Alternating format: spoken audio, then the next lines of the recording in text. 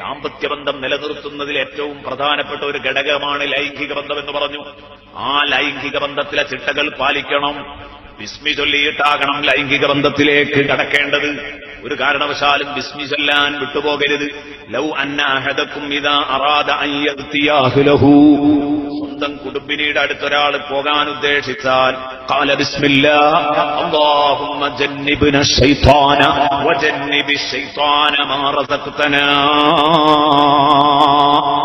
അല്ലാഹുവിന്റെ തിരുനാമത്തിലാണ് എന്ന് പറഞ്ഞുകൊണ്ടാണ് അവൻ ആരംഭിക്കേണ്ടത്. പടച്ചോനെ, ഞങ്ങളിതാ പരസ്പരം ഒന്നാകാൻ പോകുന്നു. ഈ ഒന്നാകുമ്പോൾ ഞങ്ങൾക്ക് വേണ്ട മാനസിക സംതൃപ്തി നീ നൽകണം. ഇതിൽ പിശാചിടപെട്ട് ഒരാൾ സംതൃപ്തനാവാത്ത അവസ്ഥ ഉണ്ടാവരുത്. ജന്നിബ്ന ശൈത്വാൻ, ഞങ്ങളിൽ നിന്ന് പിശാചിനെ അകറ്റണം. രണ്ടാൾക്കും പരസ്പരം മാനസിക സംതൃപ്തി ലഭിക്കണം.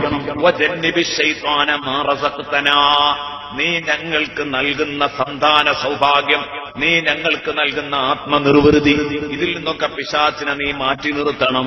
അതിൽ അവർക്കൊരു കുട്ടിയെ അല്ലാഹു കണക്കാക്കുകയാണെങ്കിൽ ഫഇന്നഹു യുഖദ്ദർ ബൈനഹുമാ വലദുൻ ഫീ ദാലിക ലൻ യദുറഹു ശൈത്വാൻ. സദഖ റസൂലുള്ളാഹി.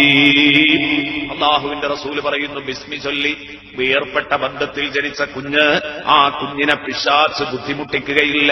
ഹബീബ് മുഹമ്മദുർ റസൂലുള്ളാഹി സ്വല്ലല്ലാഹു അലൈഹി വസല്ലം. അതുപോലെ തന്നെ ലൈംഗിക ബന്ധത്തിൽ ഏർപ്പെടുമ്പോൾ ഒരുപാട് മര്യാദകൾ ഹബീബായ റസൂലുള്ളാഹി പഠിപ്പിച്ചു.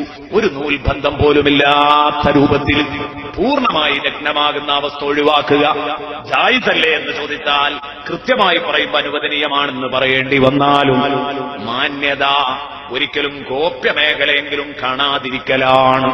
ബഹുമാനപ്പെട്ട ബീവി ആയിഷത്തു തുഹ്റ റളിയല്ലാഹു അൻഹ പറയുന്ന, ഇല്ല മാ റആഹാ മിന്നി വലാ റഅയ്തുഹാ മിൻ, ഞാൻ നബി സല്ലല്ലാഹു അലൈഹി വസല്ലമ തങ്ങളിൽ നിന്ന് കാണാൻ പറ്റാത്ത ഭാഗം ഞാൻ കണ്ടിട്ടില്ല, നബി എന്നിൽ നിന്നും കണ്ടിട്ടില്ല. ബഹുമാനപ്പെട്ട ബീവി ആയിഷത്തു തുഹ്റ റളിയല്ലാഹു അൻഹ. അതൊക്കെ നബി സല്ലല്ലാഹു അലൈഹി വസല്ലമ തങ്ങൾ അതിന്റെ മര്യാദകൾ പഠിപ്പിച്ചതാണ്. സംസർഗത്തിന്റെ ആമുഖ ചടങ്ങുകൾ പോലും ശ്രദ്ധിക്കണമെന്ന് പഠിപ്പിച്ചു. അല്ലാഹുവിന്റെ ഹബീബ് പഠിപ്പിക്കുന്നു, സലാസും മിനൽ അജ്സി ഫിർ റജുൽ, മൂന്ന് കാര്യം ഒരു പുരുഷന്റെ വീക്ക്നെസ്സുകളിൽപ്പെട്ടതാണ്. സലാസും മിനൽ അജ്സി ഫിർ റജുൽ, മൂന്ന് കാര്യം ഒരു മനുഷ്യന്റെ പോരായ്മയാണ്. മൂന്ന് കാര്യം ഒരു മനുഷ്യനിലുണ്ടായാൽ അവൻ കഴിവുകെട്ടവനാണ്. എന്താണത്? ഒന്ന് പറഞ്ഞത് ഹബീബ്, അയ്യൽ ഖർറജുലു മൻ യുഹിബ്ബു മഅരിഫതഹു ഫയുഫാരിഖഹു ഖബ്ല അൻ യഅലമ ഇസ്മഹു വനസബഹു. ഒന്നാമത്തെ വീക്ക്നസ്, ഒന്നാമത്തെ ദൗർബല്യം മനുഷ്യന്റെ. എന്ത്? ഞാൻ ഒരാളെ കാണുകയാണ്, അയാളെ പരിചയപ്പെടണമെന്ന് എനിക്ക് പൂതിയുണ്ട്. അങ്ങനെ കണ്ടു, എനിക്ക് പരിചയപ്പെടാൻ കഴിയുന്നില്ല, ഒരു നാണം. അയാളോട് പേരും നാടും ഒന്നും ചോദിക്കാൻ കഴിയുന്നില്ല. പരിചയപ്പെടണമെന്ന് മനസ്സിൽ മലയോളം പൂതിയുണ്ട്. അങ്ങനെ രണ്ടാളും പിരിഞ്ഞു, പേരും നാടും ഒന്നും അറിയാതെ. എന്ന് പറഞ്ഞാൽ ഒരാളെ പരിചയപ്പെടണമെന്ന് ആഗ്രഹിച്ചിട്ട് അയാളോടുള്ള തുറന്ന് സംസാരിച്ച് അയാളെ പരിചയപ്പെടാൻ കഴിയാതിരിക്കുക എന്ന് പറഞ്ഞത് ഒരു വീക്ക്നെസ്സാണ്. ആർക്കും അത് സമ്മതിക്കാൻ പറ്റാത്തത് അതൊരു പോരായി തന്നെയാണ്. അവനൊന്നിനും പറ്റില്ല. ആളുകളോട് ബന്ധപ്പെടുക, പരിചയപ്പെടുക എന്ന് പറഞ്ഞാൽ അതൊരു കഴിവാണ്, അതൊരു കുതിരത്താണ്. അതില്ലെങ്കിൽ അതൊരു അജിസാണ്. നബി തങ്ങൾ പറഞ്ഞു, അറിയണം എന്നുള്ള താല്പര്യത്തോടുകൂടെ ഒരാളെ കണ്ടു, അയാളൊന്ന് പരിചയപ്പെട്ടാൽ കൊള്ളാമെന്നുണ്ട്. അയാളുടെ പേരും തറവാടും നാടും ഒക്കെ അറിയുന്നതിന് മുമ്പ് അയാളുമായിട്ട് പിരിയുകയും ചെയ്തു. ഇതൊരു പോരായ്മ തന്നെയാണോ? ഒന്ന്. ഇനി രണ്ടാമത്തെ പോരായ്മ, ദൗർബല്യം. മുത്തുനബി പറയാണ്,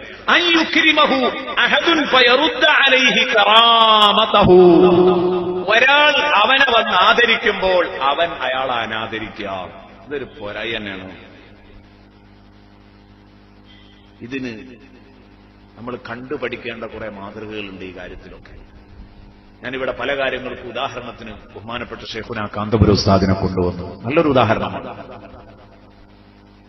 നല്ലൊരു ഉദാഹരണം നേരത്തെ പറഞ്ഞ പോലെ ഒരാളെ പരിചയപ്പെടണമെന്ന് ആഗ്രഹിച്ചാൽ ആ മനുഷ്യനെ ശരിക്കും കയ്യിലെടുത്തേ കിട്ടുള്ളൂ. നല്ല ഉദാഹരണമാണ്. രണ്ടാമതായിട്ട് നോക്ക് നിങ്ങൾ, ഒരാള് ഇങ്ങോട്ട് ആദരിക്കുകയാണെങ്കിൽ ഒരു കാരണവശാലും അയാളെ ചടപ്പിക്കില്ല. അത് ചെയ്യരുത് എന്നാണ്. ഒരാള് ബഹുമാനിക്കുമ്പോ ആ ബഹുമാനം തട്ടിക്കളയാം. വില വെക്കാതെ തട്ടിക്കളയ, എങ്ങോട്ട് സ്നേഹം പ്രകടിപ്പിക്കുമ്പോ തട്ടിക്കളയ. ഉസ്താദിന്റെ മുമ്പിൽ ഒരാൾ വരുന്നു, ഉസ്താദെ ഞാൻ നിങ്ങൾ ഒരുപാട് എന്തൊക്കെയോ പറഞ്ഞു, പക്ഷെ ഇപ്പൊ എനിക്ക് ഉസ്താദിനോട് ഭയങ്കര സ്നേഹമാണ്, പൊരുത്തപ്പെടണം. ഉസ്താദ് പറഞ്ഞു, നിങ്ങൾ എന്നെ പറ്റി അറിയാതെയല്ലേ പറഞ്ഞത്? അറിഞ്ഞുകൊണ്ട് മനഃപൂർവ്വം എന്നെപ്പറ്റി കളവ് പറഞ്ഞ് നടക്കുന്നവരും അത് എഴുതുന്നവരും അത് പ്രസംഗിക്കുന്നവരും ഒക്കെ ഇവിടല്ലേ, അവരോട് തന്നെ ഞാൻ പൊറുത്തിട്ടുണ്ട്, പിന്നെ നിങ്ങളോട് പൊറുക്കുന്നതിന് എനിക്കെന്താ? ഇതാണ് മനുഷ്യൻ. അതേ സമയം ഇതിന്റെ നേർപതിപ്പ് വേറെ ഒരു സംഭവം. ഒരു മുസ്ലിയാരെടുത്ത് ഒരു പാവപ്പെട്ട മുത്താലിമ് പോവുകയാണ്. ഇതൊരു ഉണ്ടായൊരു അനുഭവമാണ്, എന്റെ നാട്ടുകാരനാ പോയത്.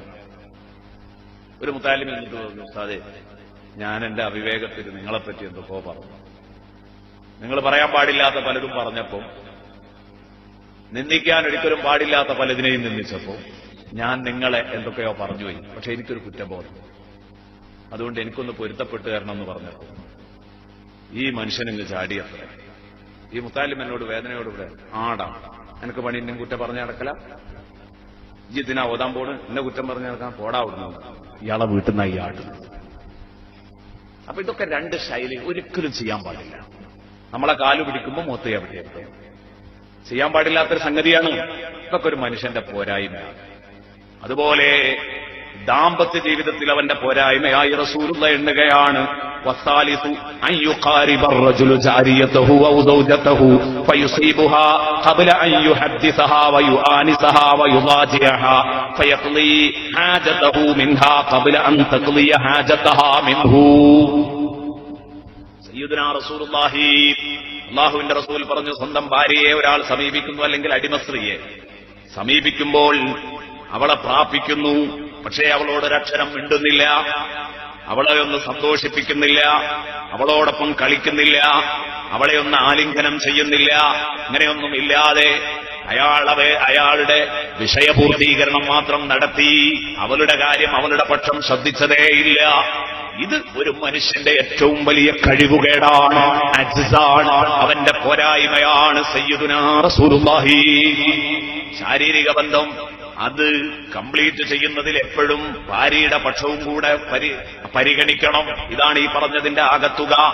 നബി സല്ലല്ലാഹു അലൈഹി വസല്ലം മറ്റൊരു ഹദീസിൽ പറയുന്നു, ലാ യഖഅന്ന അഹദുൻ അലാ ഇംറാതിഹി കമാ തഖഉൽ ബഹീമാ. മൃഗങ്ങൾ പരസ്പരം അതിന്റെ ഇണകളെ പ്രാപിക്കും പോലെ നിങ്ങൾ നിങ്ങളുടെ ഭാര്യമാരെ പ്രാപിക്കാൻ പാടില്ല, ഭാര്യമാരുടെ മേൽ വീഴരുത്. വല്യകും ബൈനഹുമാ റസൂൽ.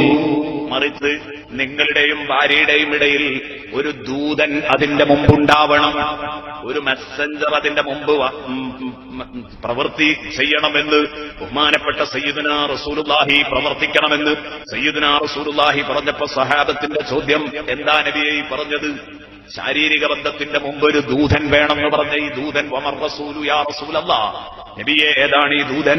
മുത്തുനബി പറയുന്നു, അൽ ഖുബ്ലത്തു വൽ കലാം.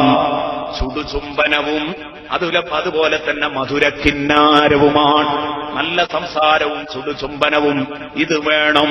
അല്ലാതെ ഒരിക്കലും നിങ്ങൾ ഇത്തരം എടുത്തുചാട്ടങ്ങൾ നടത്തരുത്. ഹബീബ് ഒരു വിഷമവുമില്ലാതെ, വളച്ചുകെട്ടില്ലാതെ, ഒളിച്ചുവെപ്പില്ലാതെ നേരെ ചൊവ്വേ പറയുകയാണ്. നമ്മൾ മനസ്സിലാക്കേണ്ട കാര്യമായതുകൊണ്ട് തുറന്നു പറയല്ലാതെ നിവൃത്തിയില്ല. അല്ലാഹുവിന്റെ ഹബീബ് സല്ലല്ലാഹു അലൈഹി വസല്ലം നേരെ ചൊവ്വേ കാര്യങ്ങൾ പറയുന്നതാണ്. ഇതൊക്കെയും നാം ജീവിതത്തിൽ ശ്രദ്ധിക്കുമ്പോഴാണ് നമുക്ക് രക്ഷപ്പെടാൻ കഴിയുന്നത്.